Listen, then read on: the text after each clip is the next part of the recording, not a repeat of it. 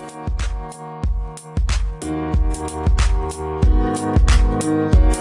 right, guys, we're back here with another episode of the Hawks Film Room podcast. Today we got Brad Rowland, Peachtree Hoops, and Locked On Hawks podcast hosts on today. How you doing, Brad? Doing well. Thanks for having me, and ready to talk about some drafts for every day for the next several weeks and months, I'm sure. Yeah. For anyone who hasn't seen or just hasn't been tuned in to the NBA news cycle, the draft is supposed to be in mid-October right now, and that is likely not going to happen. It's likely going to be postponed by, who knows, probably at least a month, if not more. Just as free agency and everything else is going to get pushed back due to, pandemic-related economic things. So, yeah, we'll be talking about the draft for a long time. Today, we're just going to do kind of like a post-lottery, which is now, again, like a really early mock draft. But we're going to pick the first 14 picks, no trades, just alternating selections. Brad, do you have any opening comments or just takeaways from the lottery? The jump of Charlotte or Chicago, does that change anything, for the Hawks?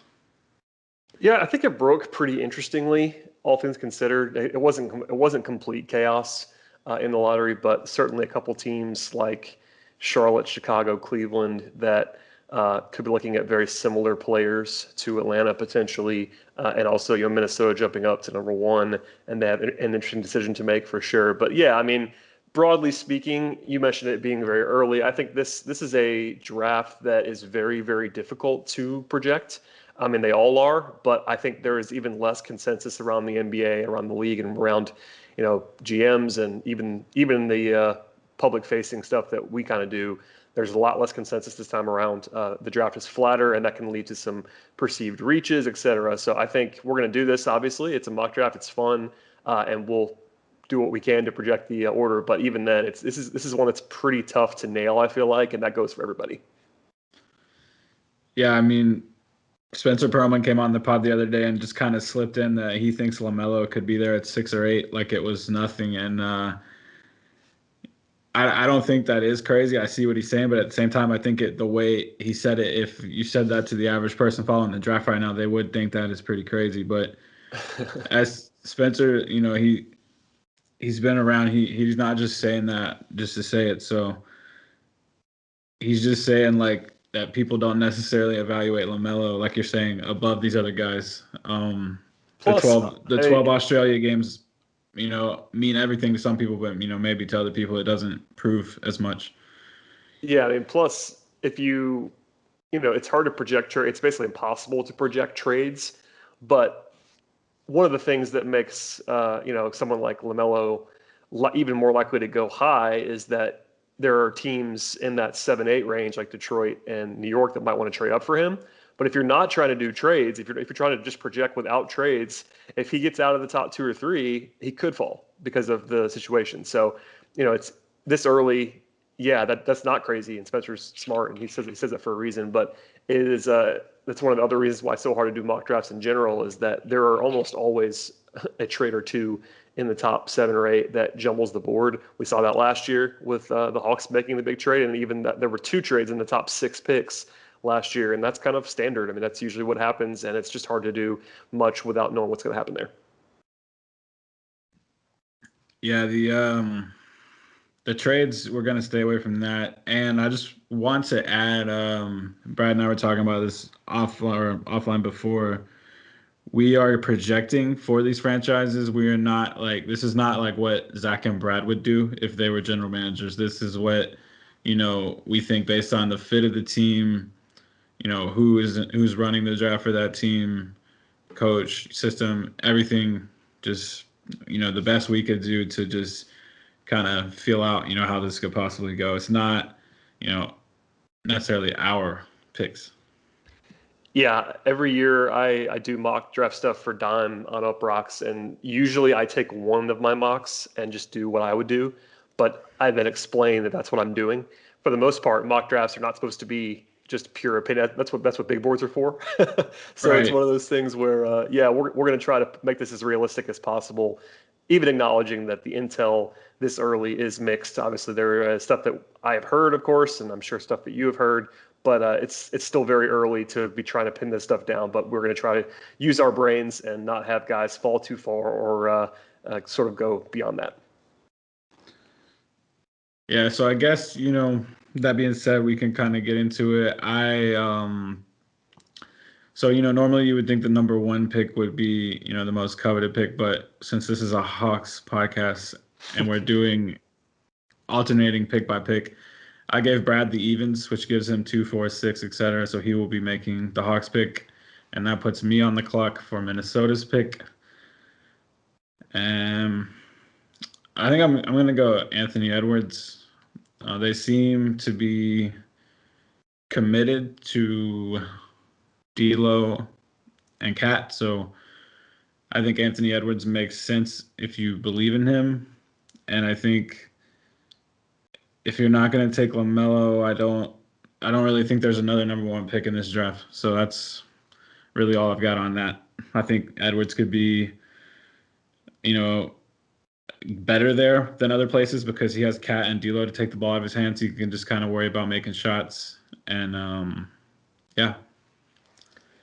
It's interesting because I had to file a mock right after the lottery, and I think most people that did mock drafts coming out of the gate put Edwards to Minnesota, and I did that as well. And I think that's the most likely single pick for the Wolves based on what you said. Obviously, Edwards is almost universally a top 3 or 4 guy for everybody. Also, someone who positionally fits with Russell and Towns, and I would not be committed to Russell, but it does seem like they are in some respects, and Towns likes Russell, and they've moved heaven and earth to get Russell and all that stuff. So I would definitely stress that it may seem like kind of a foregone conclusion in some respects, and I don't think it is with Edwards going to Minnesota. Again, I said I would mock him there, so I agree with you on that. It's just Gerson Rosas is a first-time GM. He's also a Daryl Morey disciple, and he could just be like a true best available player guy. And he might think that's Edwards. That's possible. But considering the defensive issues that might arise for a Russell, Edwards, Towns core, that isn't ideal by any circumstances. So I don't know. I'm not as convinced that he's going to go there, but he would be the guy that I would certainly project there. Yeah, I mean, I definitely see what you're saying. Like if they evaluate LaMelo as, clearly, a little bit of a better prospect, I think that's probably what they should do. But I would take LaMelo, by the way. This is not, again, like you said, this is not Brad and Zach make picks, but I would take LaMelo if you make. LaMelo's number one on my board, and he's my first tier. Edwards is the first player in my second tier, I think. Although I do have a Corro like almost with Edwards, and then I don't know, it's weird because I actually think Okongwu is better than Edwards, but as far as projecting like ceiling and factoring everything in, I still have Edwards a little bit ahead of Okongwu. I'm just not, and part of the reason I would take Ball is that A, I have him number one, and B, I just wouldn't be as married to D'Angelo Russell. I don't think D'Angelo Russell is particularly. I mean, he's obviously a talented guy who can do a lot of things for you on offense, but Russell and Ball could play together. I think in theory, it's not like those guys are so small that it could never work. So it's not a cross off for me. And honestly, I'm not sure Edwards is a better defensive prospect than LaMelo is, which is kind of crazy to say out loud, but I think that's probably the case. So I don't know. I would take the best player available, but I totally get it. If they end up taking Edwards, that's a very defensible pick, and like we both just said, it's probably the most likely one. Oh yeah, I said, I think I definitely said on my last pod that I think LaMelo has a decent defensive prospects if he's going to make the effort. He's capable. He's a really high IQ player. He knows how the floor kind of works from an offensive perspective. And if you like lock in on the film on the little time there was in Australia, whenever he tries to read the floor, like he could do it, and he's quick and he has like a 6'10" wingspan. So yeah. Anyway, I agree. He has. I think he has potential to be a better defender than Edwards and a team sense. I think Edwards might be like a better just one-on-one defender if he ever reaches, just because he's so physical, but I don't know if he'll ever get there. But anyway, Uh, Golden State with the second pick. That's going to be Brad. This is probably the hardest one on the entire board, in my opinion. On one hand, I think best player available is a strategy that most teams should follow, and that means, for me anyway, LaMelo Ball. Also, the Warriors are the single most likely team in the lottery to trade this pick, and I think that's not even close. I mean, there are other teams that could trade it, but the Warriors, there's a reason they have so many incentives to trade this pick. We're not going to project trades, but I just wanted to make sure that I said that on the record is that the Warriors, I would bet on this pick being traded. It doesn't mean it has to be traded, of course. They could make the pick, or they could trade down even. But I think that my number one projection would be a trade here. But because we're not doing that, I think it probably comes down to LaMelo, James Wiseman, and maybe someone like Denny Avdia if they want to just go for fit. Let's see. I'm going to go with LaMelo. This is one where I've gone back and forth. In fact, I even mocked James Wiseman to the Warriors, but also it was basically a placeholder for a trade, and I still feel that way. But in the spirit of trying to keep this together, I will take LaMelo Ball, and I firmly believe that he can work with the Warriors. Steph is such a great off-ball player. LaMelo has the good size, his basketball IQ so high, his passing. I think he would definitely work in Golden State. They probably wouldn't want to wait on him necessarily, and he's a guy who might need some seasoning, but. Give me the best player available, and that is LaMelo. Yeah, I think the way to kind of navigate around not being able to trade or not wanting to do trades in these is to just go best player available, because if Golden State is going to make a trade, then LaMelo's probably still going to wear that Warriors hat. Yeah, I was going to say it's probably more likely to be for LaMelo than any other player. It doesn't have to be for LaMelo. It could be for Wiseman or somebody like that, but if you're a team like Detroit, if you're a team like New York trying to go way up to get somebody, it's probably Melo, you'd imagine. So there you go. Yeah, that's. And there's always the case that they're just not showing their hand. They don't want anyone to trade up. So right now, if the Warriors would have just had this just leaked interest to LaMelo for 2 months now anybody who wants him knows they have to trade up to number one. So there's no reason for them to stay if they like him anyways. But Yep. So yeah, Charlotte. I'm on the clock with Charlotte. This is tough because I feel like Jordan might not want to get burned by a center. So I know it's predictable for them to pick a center, but I don't know. They can't really take Obi, right? Because they got PJ. This one is harder than I think people think it is. Do you think they could take Obi with PJ?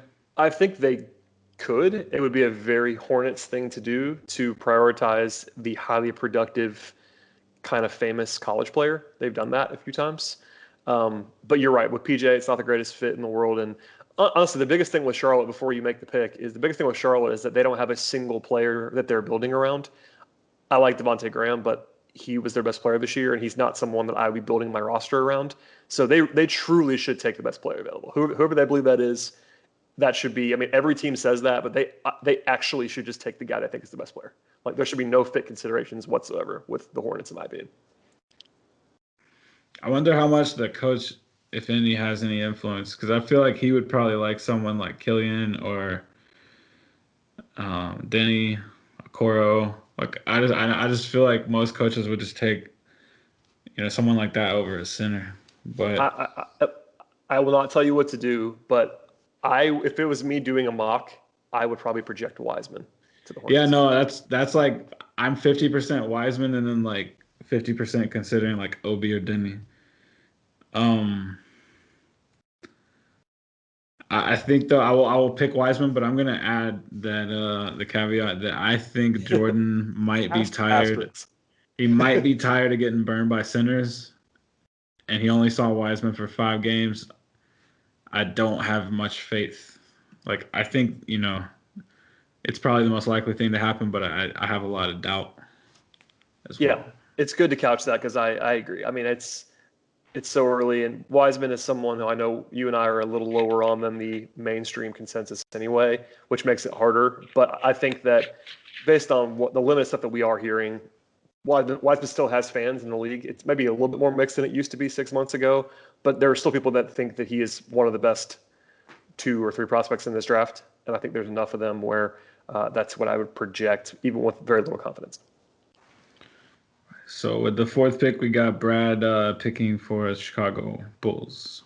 The Bulls are interesting, man.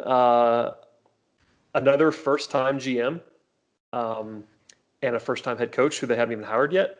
So that's interesting. That kind of throws off everything because the Bulls had a very, I would say they were pretty predictable in the past. But now that we don't know what their new GM is going to be doing, it's harder to project this pick. I've heard that they like a couple different guys. Nothing that I would go to the mat about right now, but I will give them Denny Avdia. I feel like Denny has gotten a lot of buzz in the league in the last 6 months.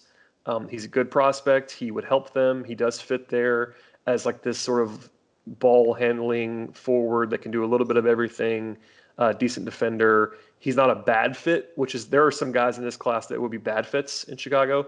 Denny is not one of those. I think he'd be a pretty interesting guy to like pair with Otto Porter Jr. or also maybe replace him eventually, et cetera. So it's not terribly sexy, but I will send Denny to Chicago.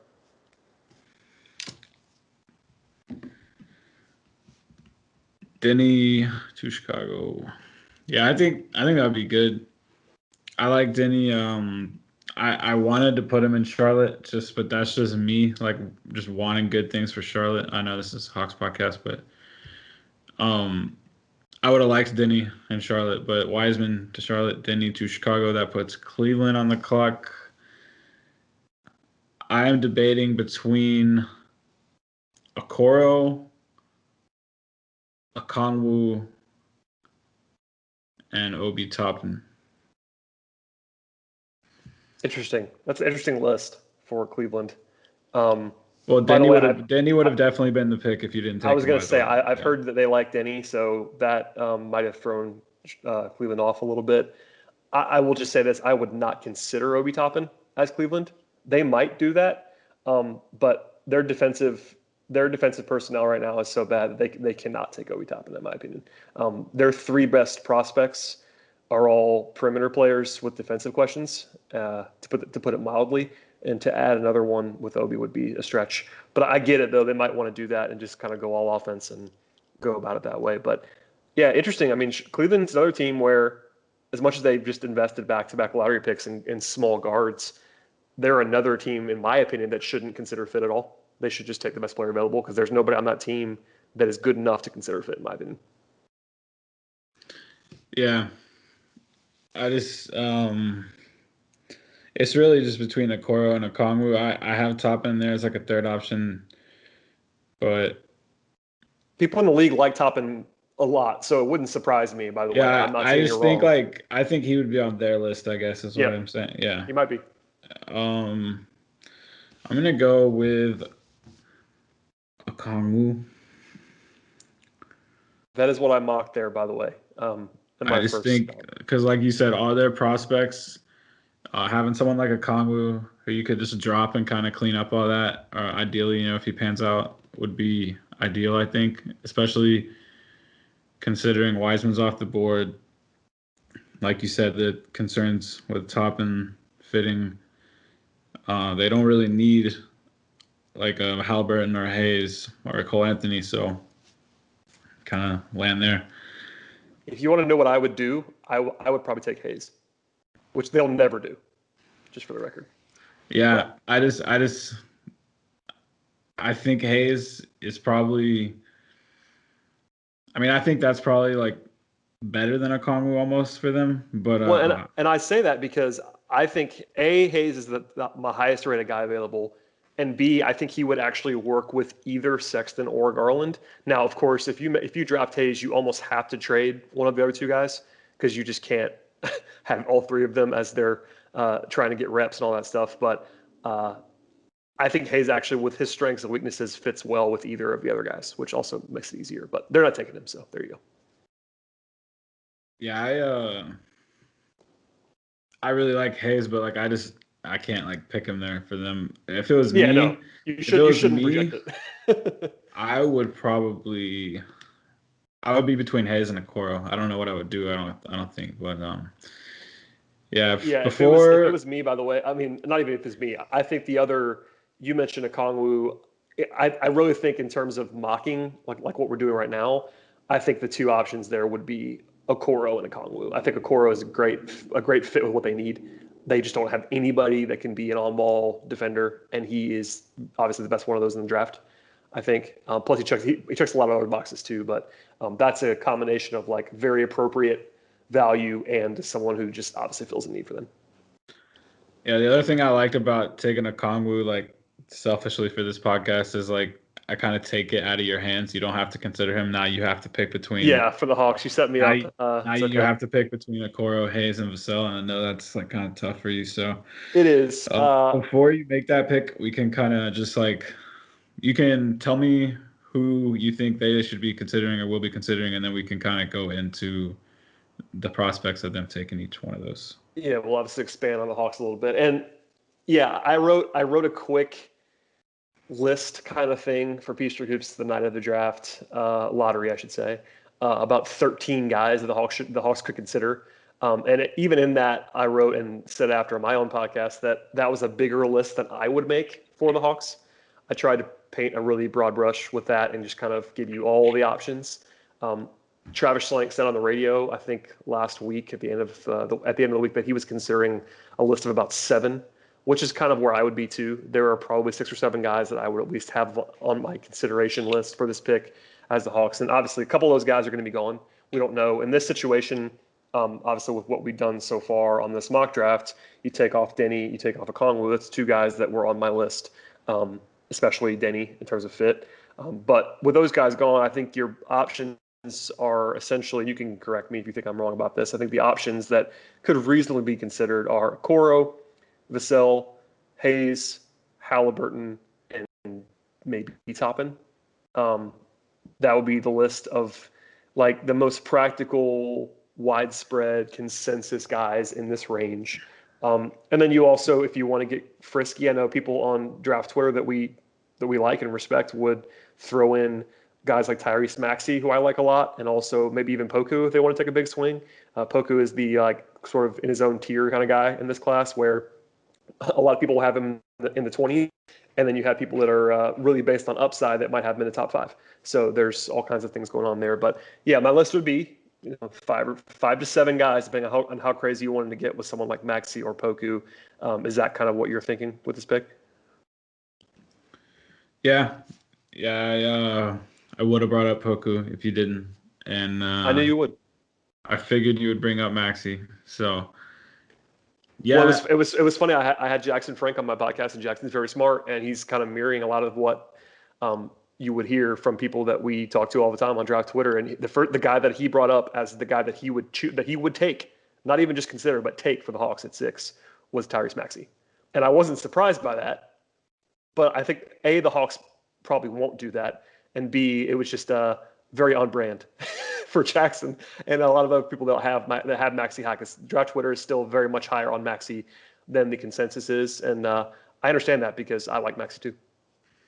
Yeah, no, I heard the show, and I guess I was surprised when I heard it, but at the same time, like obviously I know Jackson likes Maxey, so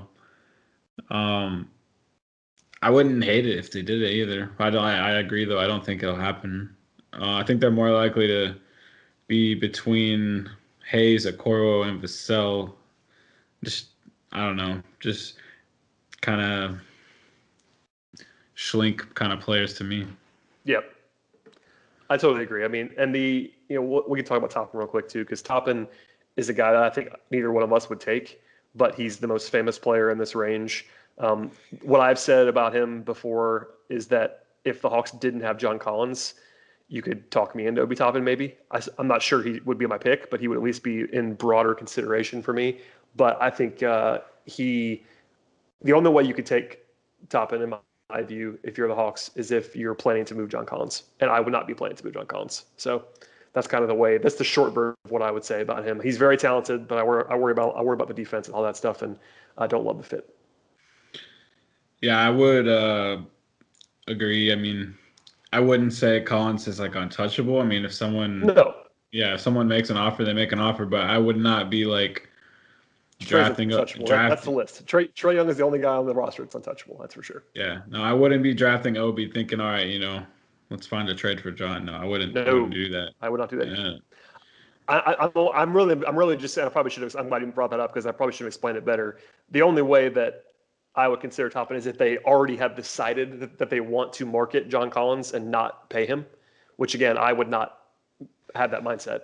But that's at least like it's plausible that the front office has decided that they don't want to pay John long term and they might shop him around this summer/fall. If that's the case, then you could consider Toppin. If it's not, then I don't think you can. right. So moving into those three guys, so you said Hayes was your highest pick on the board at 5. Obviously, that means you have him at 1, and then Yes, I would you have have Hayes on my best player available board at the top. I will say the gap is not so big where I would just be married to that. I think the Hawks, my general philosophy on best player available in the draft is that it's best player available pretty clearly, unless there's a fit concern with a player that is like a central piece to a team's foundation that has an actual, real building block, and Trae Young qualifies for that. So in sort of contrast to what Chicago has, they have some good players, but no one on that level. Same with Cleveland. Same with Charlotte, and really everyone in Minnesota except for Towns. Like Towns is on that level. Obviously, the Warriors guys are on that level. Clay and Steph, even Draymond with how committed they are to him. But most of the teams in the lottery don't have those pieces. So you go more best player available, in my opinion. The Hawks should still lean best player available, but in their case, the Killian potential fit concerns have to weigh in a little bit because I think if you believe that Killian is a primary guy as a point guard long term, you have to at least think about the fit with him and Trae Young. If Trae wasn't there, then you just take Killian and move on. But Trae is there, and you're building around him and all that stuff. So yes, he's number 1 for me, best player available wise, but I'm not. He's not in his own tier for the Hawks in terms of availability, in my opinion.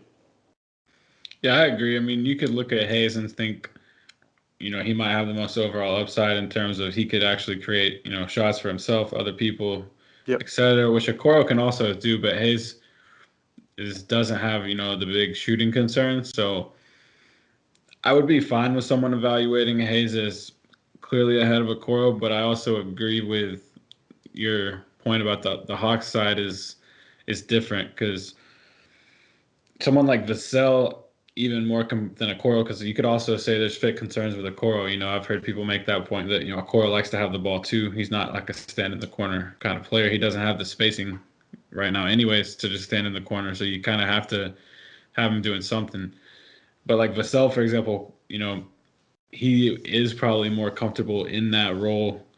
So even though you maybe evaluate him, like I would evaluate him as the third best player out of these prospects, but I would still be maybe considering him or thinking, did the Knicks want Killian? I'll move down to 8. Yep. I would be like messing around with all that. So There's definitely a sweet spot potentially with both Detroit and New York, or even someone like Phoenix, if they want to get aggressive and move up, 1, 2, or 4 spots depending on the team, to get someone like Killian Hayes and fill a need slash for it's a need for Phoenix, and then it's just more of an upside best player available kind of thing for Detroit and New York. That's a spot where the Hawks should definitely consider moving down a little bit because, like we've just kind of laid out, they're likely to be able to get a guy they like at 7, 8, or 10. It may not be the only guy that we love. It may not be a Corro, it may not be Vassell, but there's enough players the Hawks are interested in, at least conceivably, that would make a lot of sense there to where they should at least consider moving down. I've said that a lot, so I don't want to belabor the point, but that's a good idea, I think, if you're Atlanta, to be open to maybe sliding down, especially if it's just for Detroit or New York, and you're going down 1 spot or 2 spots and letting someone get Hayes and still having your pick potentially of a Corro and Vassell. That's a great scenario. Or if you go to 8, you're probably guaranteed at that point, at least maybe guaranteed at that point, at least in our scenario, would be to get either a Corro or Vassell, and that'd be a pretty good value play if you're Atlanta to get a secondary asset in order to make that decision for you, kind of. yeah, I mean, people are gonna make jokes if Schlink trades again, but that is what it is. I think it still might be the best thing for the Hawks to do to move down to 8 or Well, 7. and going down is different than going up. Like last year they went Oh up. yeah, right. Yeah, I just mean no matter what. I mean he's Yes. traded. This will be 3 years in a row that he's Yeah. he's traded within like almost within like the lottery. But yeah, I just think like it actually makes too much sense. Like either New York or Detroit is gonna want Hayes, and you almost hope it's New York because New York has what do they have like 31 or something? They have a really good second round They pick. have I think it's 33, something like that. And yeah, I mean that kind of offer, that may not be the final offer, but 8 and 33 for 6 is like a pretty appropriate trade. I'm not saying you have to do that, but 33 is a real pick. It's not this incredible asset, but that's another shot at a contributing player that you can take in this class. Right. And you sit at 8, say you have a Corro 1 and Vassell 2. I mean, a Corro might still be there, and one of them's guaranteed to be there. So Yep, it's pretty good spot to be in. for sure. Um, So you're on the clock, sir. yeah, I guess I should make a pick, huh? Okay, so going back to what we said at the beginning, this is my cop out to be realistic and also someone who I would be totally on board with taking. So I mocked this player to the Hawks in my dime mock, and I'll do it again here, and that is Isaac Okoro. Uh, I have no issue whatsoever with either side of the Okoro Vassell debate. I like both players. I think I will almost certainly quote unquote pick one of those two guys or either of them in multiple mock drafts between now and the draft itself. In fact, I already have.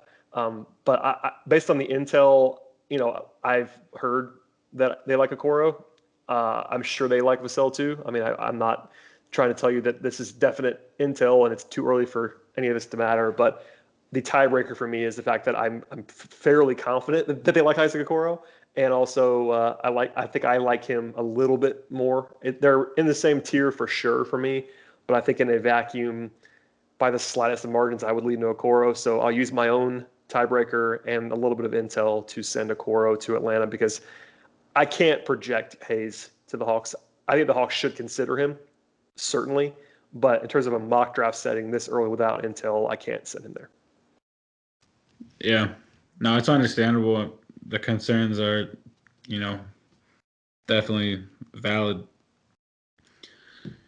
Okoro, I think, would be one of the best things that could happen for the Hawks just because they have Reddish and he's really the only prospect. Well, I guess Hunter is supposed to be defensive minded also, so I shouldn't say that. But you have Hunter and Reddish, but you also need someone where you can go, 3 wings on the court who can all defend and all shoot and kind of go with that small ball. So, and like it's a 48-minute game, so putting Herder on the floor and it gives you so many more options when you have, that depth and those quality wings. You almost can go, half a quarter with no point guard on the floor if you have enough wings that can create a little bit. So I really just like what bringing in a Corro would do for the Hawks. Vassell, it's a little bit different. I don't think he could play like I think Okoro could play backup point guard a little bit. I don't know if Vassell if I would. I think some people would say that about him, but I'm not sure about it. Like you, I think you said. I don't know where you said it, but I heard you say it. I don't know if it was on your pod or when you came on my pod, but about how Vassell kind of maybe was limited by Florida State, so maybe he can do a Yeah, little more. But Okoro, we know that's kind of his secondary trait, like other than just being like a really physical cutter and a really, good defender. He kind of has like a little bit of a, on ball creativity. So I really like that. I think that is would be really good for the Hawks. I think they both do things that are really useful. They're very different despite being the same position, quote unquote. And for me, you kind of can't go wrong. I think they're both, especially at 6. If the Hawks had landed earlier, it could have been more controversial. But at 6, either guy is perfectly valuable enough to take there. They both do different things, and it'll come down to what the front office likes. If those guys are still available, I think if one guy is gone, it's probably going to be a Coro, either to Chicago or Cleveland. Vassell, I haven't heard any noise about him being gone by the time that Atlanta picks at 6. So maybe Okoro is just gone and you're choosing between Vassell and somebody else. But yeah, I'll take Okoro here. But again, we've couched it enough, I think. But nothing to be married to at this point in time. But I know we both like him a lot. All right, let's kind of move on to Detroit. I will go ahead and go with Killian with Detroit. I gotta do it. I think it's pretty easy pick for them. Also, as Spencer noted on the previous episode, if you tuned in, he works out with Will Bynum, who has a lot of ties in Detroit, played a long time there. So Georgia Tech legend Will Bynum. Yes, for sure. So yeah, Killian with Detroit, and I think moving on to the Knicks, and Brad is on the clock. This one's harder, yeah. I mean, Killian was the no-brainer to either Detroit or New York in this setting.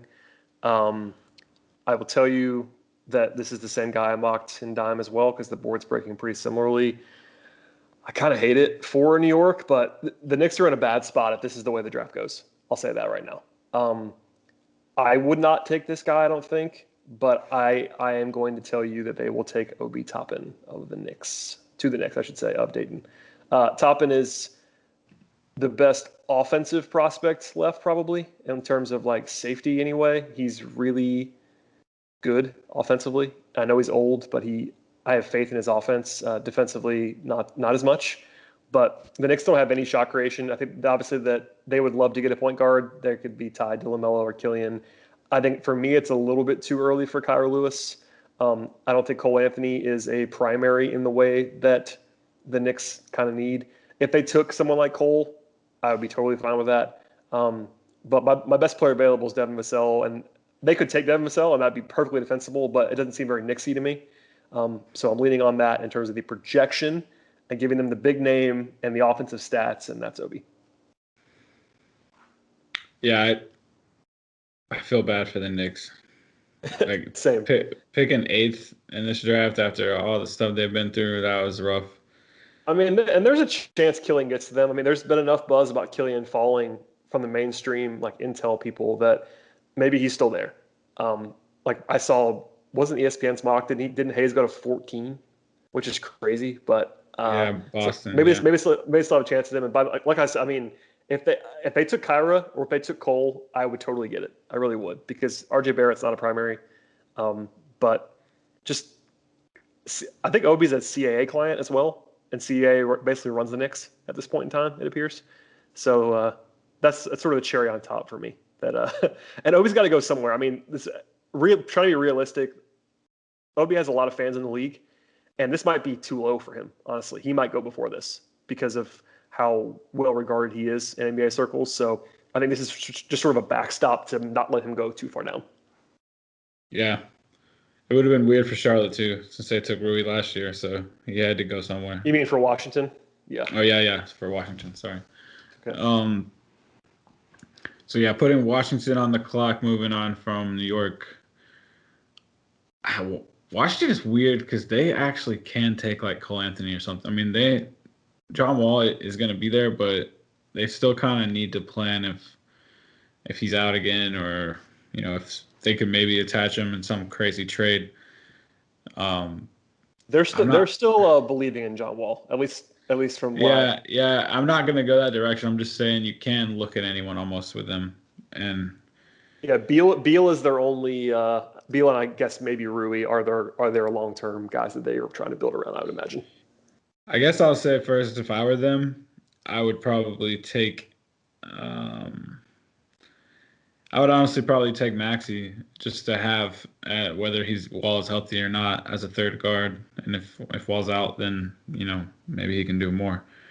But I think I will project them to pick, and for their sake, I hope they do this.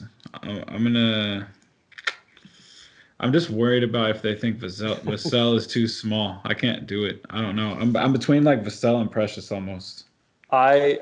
This may not help you, but I mocked Vassell there. I think that they do need another, really the first player that can be a above average defensive player. They have no defensive talent on the roster essentially right now. I like Troy Brown too, but Troy Brown's probably not going to like make or break this pick for them. I would just send Vassell there because he's my best player available at this spot, and also I just think he fits anywhere, and they do need his off-ball defense. His shooting is there too. They have Bertans, so like they have a bunch of guys. Well, I project them to keep Bertans, I should say. So all of their guys are offense first, down to Rui, et cetera. So having someone that can be pretty safe on the wing defensively would be helpful. But honestly, Washington's a black box, man. No one knows what they're going to do. Famously last year, they were the one team that like no one had real intel on in the draft, and they ended up taking Rui. But that was the hold your breath moment for every Hawks fan, I think, that wanted Cam Reddish, was that Washington could have done anything with that pick. And we just don't. They might be in the same spot, in the same spot again, because they're kind of good about protecting their intel. At least they have been recently. So we may not know much about Washington the entire time. Yeah. I'm even considering like Poku just because for that reason, like that could just be like a random thing they do. Oh, that'd be defensible for sure. I mean, they're in a spot where they could take a swing, and that would be a very appropriate decision. Yeah, I think I'm gonna go Poku. Partly because like, I mean, I would take Vassell, but if they're like Troy Brown, and obviously they love Bradley Beal, so if you sent Poku like almost anywhere else in the top 10 or 12, I would tell you that it was unrealistic. But the Washington could do anything, so I'm with you. It's fine. Phoenix. Ooh, this is a tough one. I think Phoenix would like to upgrade in the backcourt, and because of that, my short version of this, I would project them to take a guard of some sort. I think practically in my brain, the most likely player under that pretense is Tyrese Halliburton. Halliburton is a guy that I've always kind of liked. I think people are a little bit probably high on him right now, but in Phoenix, he gets to do some of the stuff that he's good at, which is not have to be tasked with a primary responsibility. He can sort of learn the tricks of the trade from Ricky Rubio, play behind him, play with Booker eventually, be that linking player that can really shoot it and pass really well, off-ball defense, et cetera. So I think Halliburton is someone that people in the NBA like, and he makes sense for Phoenix. So send him to the Suns.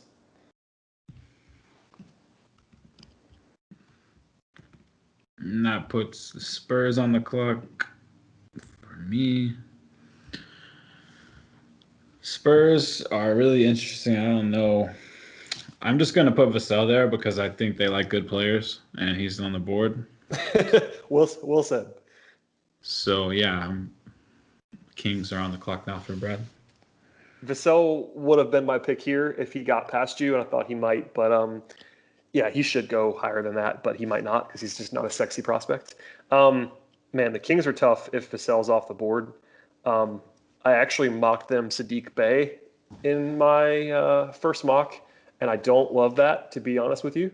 But the Kings are tough to project for because as much as they were not great this year, they do have a lot of guys still on the roster that they're either invested in terms of draft capital or they're invested in terms of contract.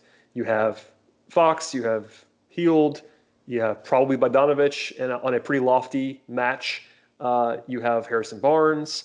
You obviously have Marvin Bagley. They like Rashawn Holmes. Like, there's not like this glaring spot, but if they do have one, it's probably like a 3-4, and that's why I ended up with Bay. I think I probably will do that again here.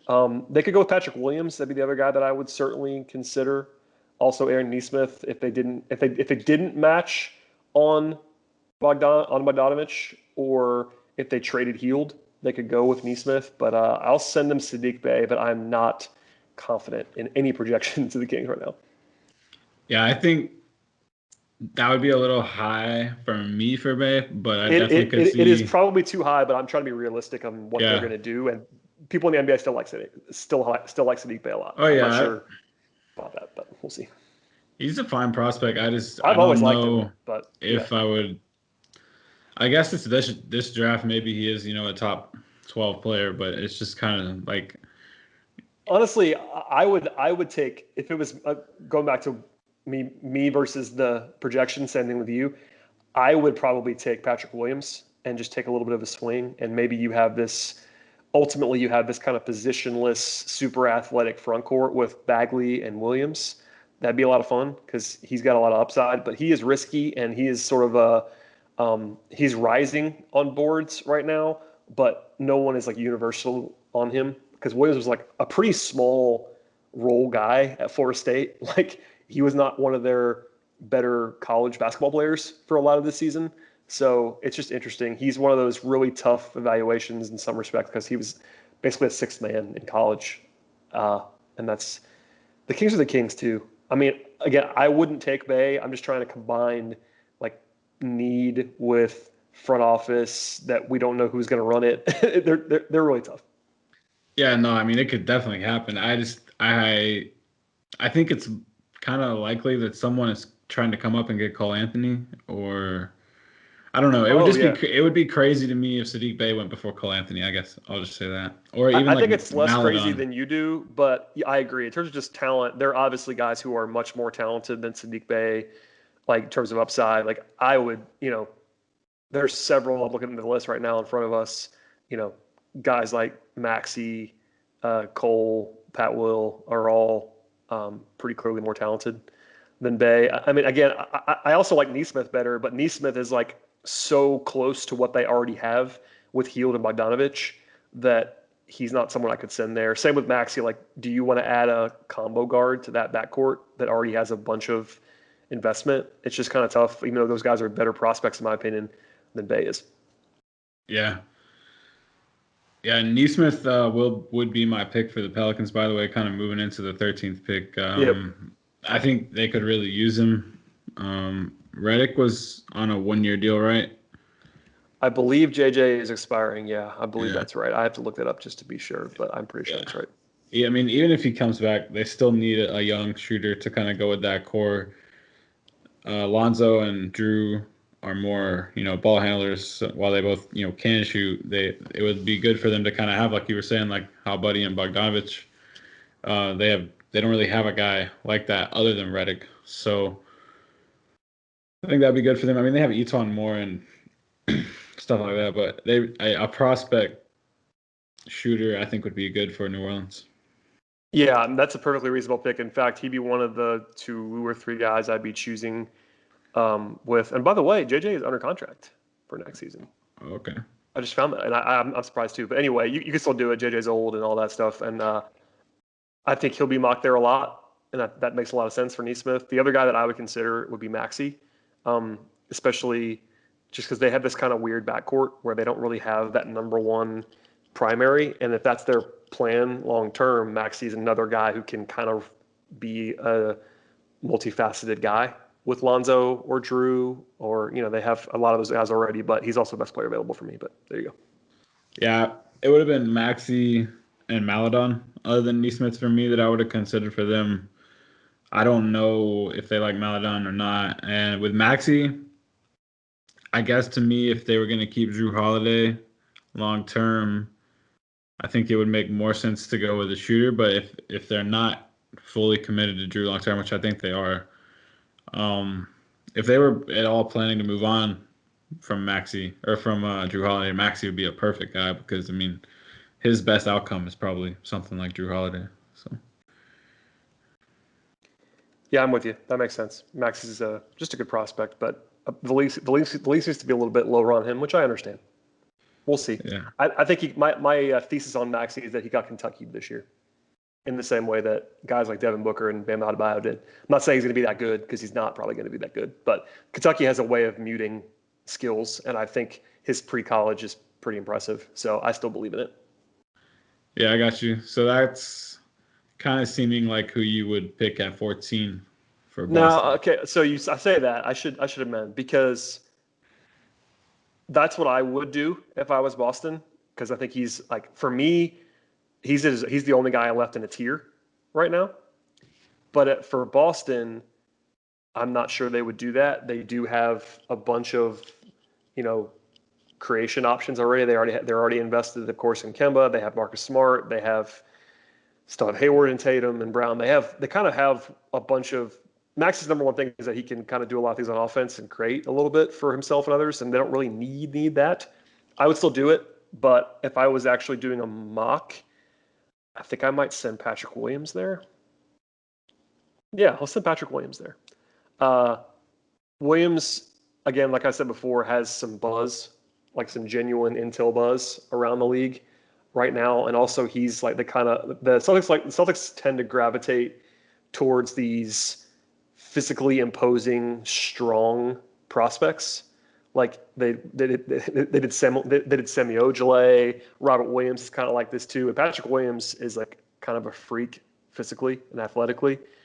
He's definitely a swing, but the Celtics have multiple picks, so they can take a swing. Like this is the spot where I would be projecting Poku if he was still available, because Boston can't afford to take the swing on Poku.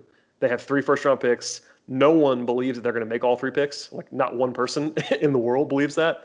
But with Poku not there, I think Williams is like kind of the best combination of real buzz, and I think he's a pretty interesting physical prospect who also has some upside. Yeah, Boston's interesting. I wonder if someone like Atlanta or Cleveland or Detroit would consider taking multiple picks for. Well, yeah, I don't know if Atlanta would, just because they probably just want one rookie that they think is, the best player they could possibly get. But someone like Cleveland, who is not really, they're still kind of in that development stage, at least for one more year. They're not trying like to trend towards winning. I think it could make sense because the draft, it seems really flat, like everyone's saying. I remember getting asked this question way before the lottery, a couple months ago, and I basically said, if the Hawks end up in the top 3 or 4, then no. But if the Hawks were to slide, then maybe. And that was before we knew that Boston's first pick would be 14. Originally, at that point, it was projected to be like 17 with Memphis, before Memphis like really bottomed out at the end of the season and seeding games and all that. So things have changed a little bit. I think that would be perfectly appropriate value for Atlanta. That's probably a question that I'll tackle too in the coming days. I'm sure people will be asking that. That's because they're the only team behind the Hawks that has multiple first-round picks, and they actually have 3, which makes it even more interesting. Like I would value potentially all 3 picks. I have to look at it a little bit, but if you could if you're the Hawks and you can go down and get someone that we like at 14, there are some scenarios where the draft breaks badly for Atlanta in that spot. But if a guy like Maxey, or if a guy like Halliburton or Vassell or something like that fell to 14, I'm not saying you can project that, but it's possible with the way the thing breaks. I don't know. I would be open to that if I was Travis Schlenk. I'm not saying you have to do it, but considering the value that you would get long term of 3 first-round picks, this is not a great draft, but the end of the first round is like perfectly normal compared to most drafts, I think, or at least close. So if you liked that range of player, if you were a believer in Aaron Nesmith, or if you were a believer in Patrick Williams or somebody in that range, the value is pretty decent, I think, if Boston were to actually give you all 3 first-rounders, which also isn't a lock either. But both sides kind of align if Boston can find a partner above them. It may not be Atlanta, but Boston doesn't want to make 3 picks, and some of these lottery teams could actually use 3 more prospects. It may not be Atlanta because they have so many young guys already, but there's probably a team that might make sense. Yeah, I think New York makes a lot of sense. I mean, one player is not going to solve really anything for them. If the Knicks were like a normal franchise, then that would make sense. But the Knicks are the Knicks, so who knows? But I'm totally with you. The Knicks are the perfect situation where they just need talent. And if they can't get Killian, if I'm sitting there at 8, if I'm the Knicks and Killian's off the board, I would pick up the phone and call Danny Ainge and say, all right, all 3 picks and you can have it. And then just try to restock if you're the Knicks. I don't know. Yeah, I mean, you would have to be really sold on one person to turn down to get to pick 6 picks later and get 2 other picks. Right, especially when you're the Knicks. I mean, they just don't have, even if you like RJ Barrett and Mitchell Robinson, they're the only 2 guys they have for the long term. They have 2 interesting young pieces on the roster. The Hawks have 5 at least, and that doesn't even count Capella, who's still fairly young. But the Hawks have 5 young guys already, plus Bruno if you like Bruno. So they're just in a different spot, and Travis has been pretty consistent in not wanting to bring in a ton more young bodies at the same time. I haven't always loved that approach, but if you're the Hawks, that probably isn't super realistic unless you want to flip some of those other picks for other things. But value-wise, man, just in a vacuum, if any team in this draft got offered 14, 26, and 30 for like the 7, 8, 9 pick, you just got to do that, I think, value-wise. I can't wait till no matter what the trade is, if it's the Hawks and the Celtics, for Bill Simmons to give it an F minus. F minus, minus, minus, minus, minus, minus, minus. Don't worry. Don't you ever forget it. Whoever Boston picks at 6 will be like the next Luka for Bill. It'll be tremendous. But yeah, I mean, we did a mock draft, Zach. Yeah. That was it. I guess just closing it out, is there anyone that's not crossed out on the board that kind of surprised you? No, in the way that I would project the board to go. Like, this is not the top 14 on my big board. Like, Maxey is definitely in that. I think Kyra Lewis and Cole Anthony would be edging towards it, if not already in there too. But no, I mean, nothing's terribly shocking here. I think Anthony is the name that's going to surprise people if he falls, but there's some buzz that he might fall. I mean, that's not, maybe not out of the lottery, but Cole might be the 15th pick. That's not going to stun anybody, I think, that has been paying attention. He's more talented than that, and I think he should go ahead of that. Same with Maxey. Those two guys were good, were really good high school prospects. But in terms of just practically, I think this is a pretty realistic projection. Poku's the one guy where maybe he doesn't go that high, but it's the Wizards, so I'm okay with it. So yeah, nothing jumps out to me, even if guys like Cole and Precious and Maxey could be gone by now. Yeah, it's kind of weird because like I like Maxey and Lewis more, but I actually think that Precious and Cole would be probably more likely to actually go in the top 14. I actually agree with you. I mean, Precious especially is a guy who I'm kind of flummoxed by, but consistently the intel people have had him as a lottery pick this year, and I don't think he's a lottery pick, but I do think that he has a pretty good chance to be a lottery pick, if that makes sense. Yeah, like I think, we didn't make that pick, but if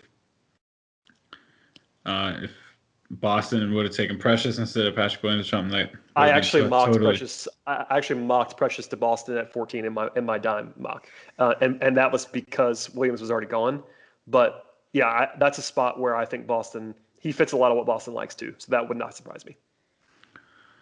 Yeah, I think we covered it, man. I appreciate you coming on and doing this. It's interesting, how it falls and who gets left out and who, kind of ends up on the board. But appreciate it again, and tell the people where to find you and all that. Yeah, if you are subscribed to this podcast, as you should be, you can also probably enjoy my podcast, Locked On Hawks. You can find that on any podcast player of your choosing. On Twitter at BT Rowland.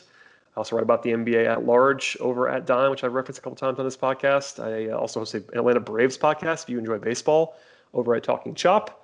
And yeah, just follow me on Twitter. That's the place to get it all. Gonna have to just like charge Brad for an ad segment next time. That's fine. I'll pay it. I'll invest. I'll invest in Hawks Film Room. I probably should just be like a shadow investor anyway in Hawks Film Room. So I'm with you. Sign me up.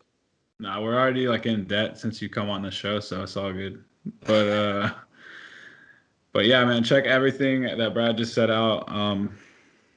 It's definitely worth your time. Check out Hawks Film Room on YouTube, Instagram, Twitter, wherever you are on the internet. Appreciate you listening. Have a good night.